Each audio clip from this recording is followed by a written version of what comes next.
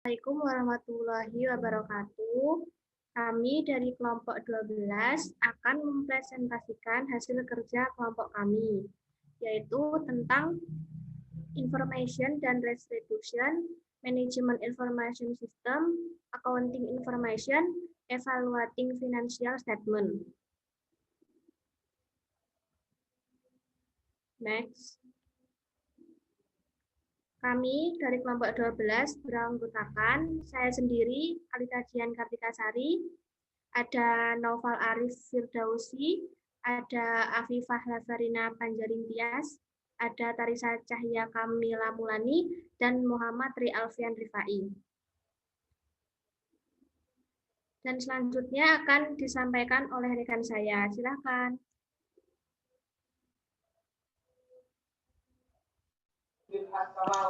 Baik, informasi dan pengurangan risiko. Seperti yang kita catat di bab 1, informasi adalah salah satu dari 4 sumber daya utama atau bersama dengan sumber daya material, manusia, dan keuangan yang harus dimiliki manajer untuk menjalankan bisnis. Meskipun bisnis yang sukses menggunakan keempat sumber daya secara efisien, itu adalah informasi yang membantu manajer mengurangi risiko saat membuat keputusan. Informasi dan risiko. Untuk meningkatkan proses pengambilan keputusan, informasi yang digunakan oleh individu dan perusahaan bisnis harus relevan. Menggunakan informasi yang relevan menghasilkan keputusan yang lebih baik. Untuk bisnis, kecerdasan dan pengetahuan yang lebih baik yang mengarah pada keputusan yang lebih baik sangat penting karena mereka dapat memberikan keunggulan kompetitif atas pesaing dan meningkatkan perusahaan keuntungan. Secara teoritis, dengan informasi yang akurat dan lengkap, tidak ada risiko apapun di sisi lain. Keputusan yang dibuat tanpa informasi apapun adalah perjudian. Kedua situasi ekstrim ini jarang terjadi dalam bisnis. Sebagian besar pembuat keputusan bisnis melihat diri mereka berada di suatu tempat di antara ekstrim, seperti yang diilustrasikan pada gambar 15.1.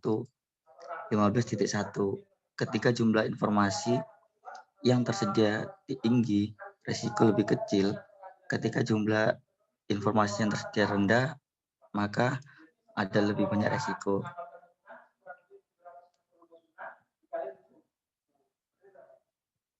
Next. Aturan informasi. Riset pemasaran terus menunjukkan bahwa diskon mempengaruhi hampir semua pembeli produk mobil dan truk. Sederhananya, jika dealer menurunkan harga, mereka akan menjual lebih banyak mobil dan truk.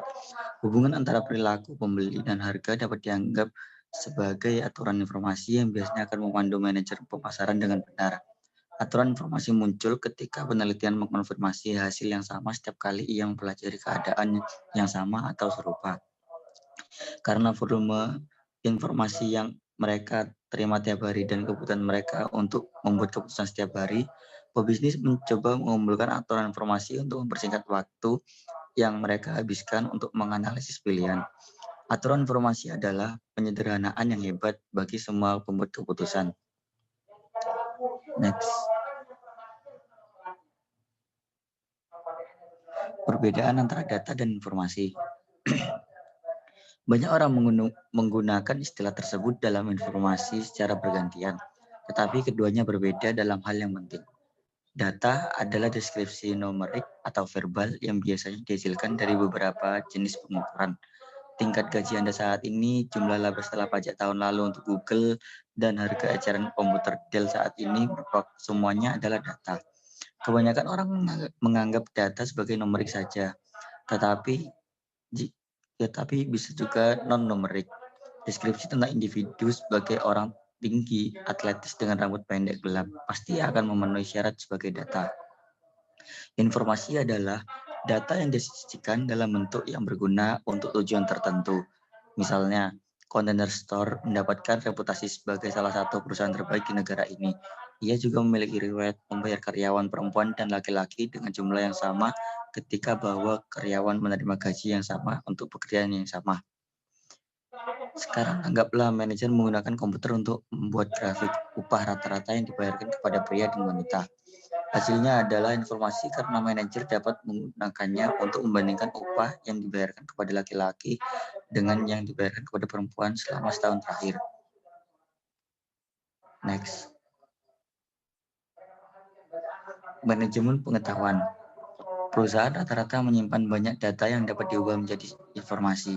Data tipikal mencakup catatan yang berkaitan dengan personalia, inventaris, penjualan, pengeluaran, dan akuntansi.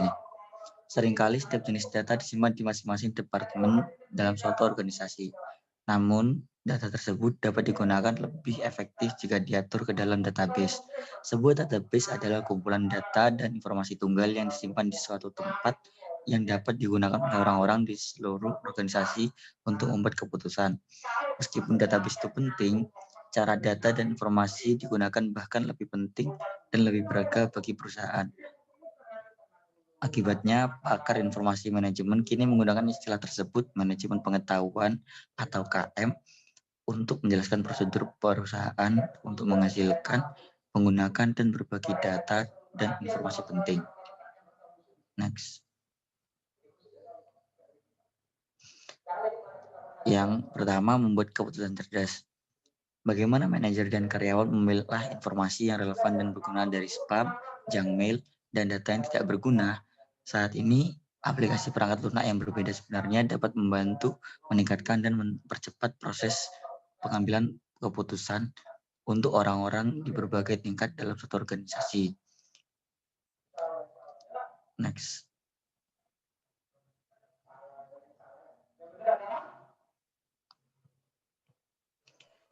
Yang kedua adalah perangkat lunak aplikasi bisnis. Selain dukungan keputusan dan sistem pakar, sejumlah aplikasi perangkat lunak bisnis dapat meningkatkan pengambilan keputusan dan produktivitas karyawan. Perangkat lunak aplikasi bisnis awal biasanya melakukan satu fungsi. Hari ini, bagaimanapun terintegrasi, perangkat lunak menggabungkan banyak fungsi dalam satu paket.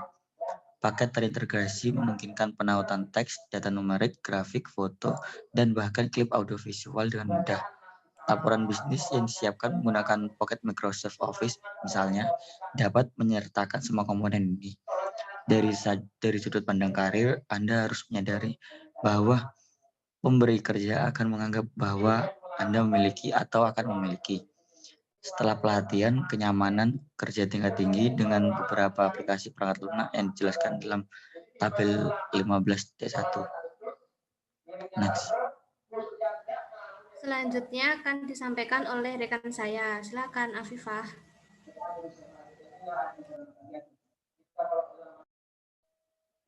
Dalam tabel 15.1, perangkat lunak aplikasi bisnis saat ini digunakan untuk meningkatkan produktivitas. Yang pertama, pemrosesan kata. Pemrosesan kata. Yang pertama, penerbitan desktop. Dalam penerbitan desktop, penggunaan dapat menggabungkan teks dan grafik dalam laporan profesional, buletin, dan pamflet. Selanjutnya, manajemen akuntansi. Penggunaan dapat mencatat transaksi keuangan rutin dan menyiapkan laporan keuangan pada akhir periode akuntansi. Yang selanjutnya, manajemen database. Penggunaan secara elektronik dapat menyimpan data dalam jumlah besar dan mengubah data menjadi informasi. Yang selanjutnya, grafik. Penggunaan dapat menampilkan dan mencetak gambar grafik, dan diagram. Yang selanjutnya, spreadsheet.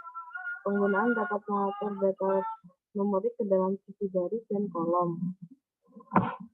Biasanya data informasi database, manajemen pengetahuan, dan perangkat lunak komputer semuanya menjadi bagian penting dari sistem informasi manajemen perusahaan.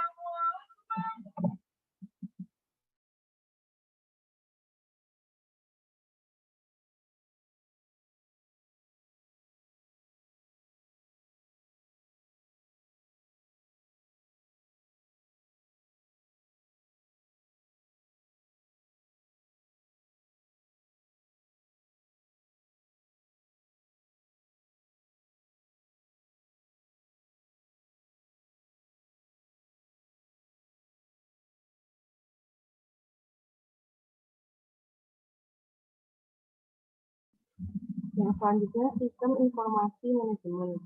Sebuah sistem informasi manajemen (MIS) adalah sistem yang menyediakan manajer dan karyawan dengan informasi yang mereka butuhkan untuk melakukan pekerjaan mereka seefektif mungkin. Tujuan dari MIS kadang-kadang disebut sebagai sistem teknologi informasi atau hanya sistem TI, adalah untuk mendistribusikan informasi yang tepat waktu dan berguna dari sumber internal dan eksternal kepada manajer dan karyawan yang membutuhkannya.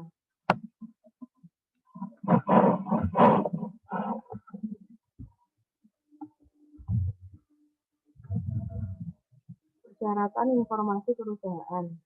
Karyawan dan manajer harus merencanakan masa depan, mengimplementasikan rencana mereka saat ini, dan mengevaluasi hasil terhadap apa yang telah dicapai di masa lalu. Tentu saja, jenis informasi khusus yang mereka butuhkan bergantung pada area kerja mereka dan pada level mereka di dalam perusahaan. Saat ini banyak perusahaan diatur ke dalam 5 bidang manajemen: keuangan, operasi, pemasaran, sumber daya manusia, dan administrasi. Manajer di setiap area ini membutuhkan informasi khusus untuk membuat keputusan. Yang pertama, manajer keuangan, kedua, manajer operasi, ketiga, manajer pemasaran, keempat, manajer sumber daya manusia, dan kelima, manajer administrasi. Manajer administrasi juga harus memastikan bahwa informasi tersebut digunakan secara konsisten di seluruh perusahaan. Selanjutnya akan dijelaskan oleh teman saya.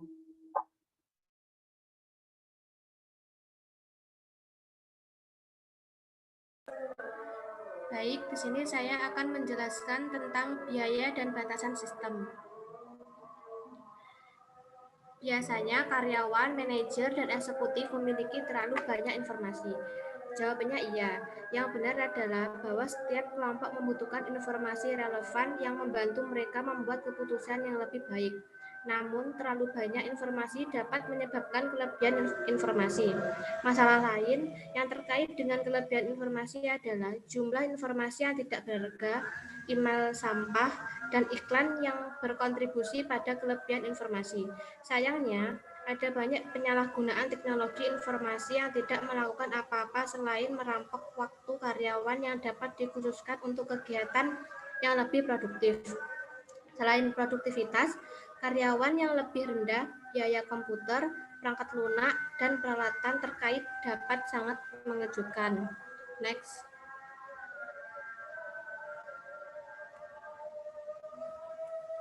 Selanjutnya yaitu informasi akuntansi. Untuk mendapatkan informasi yang dibutuhkan, perusahaan menggunakan MIS, seperti yang dijelaskan di bagian pertama bab ini. Eksekutif, manajer, dan karyawan juga mengandalkan sistem akuntansi perusahaan untuk menyediakan informasi keuangan yang dibutuhkan akuntansi.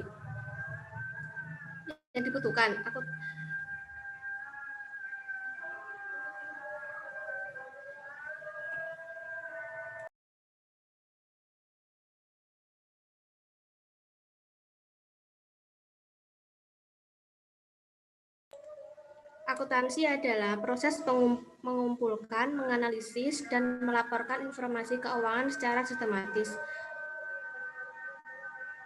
Contohnya yaitu 1.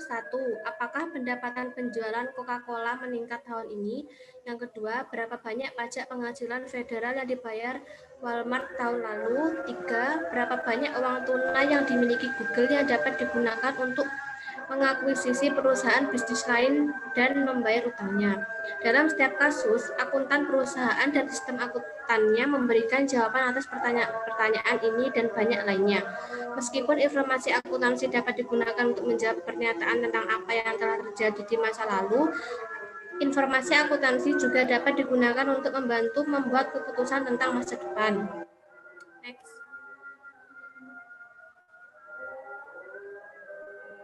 Yang selanjutnya yaitu mengapa laporan keuangan penting diaudit.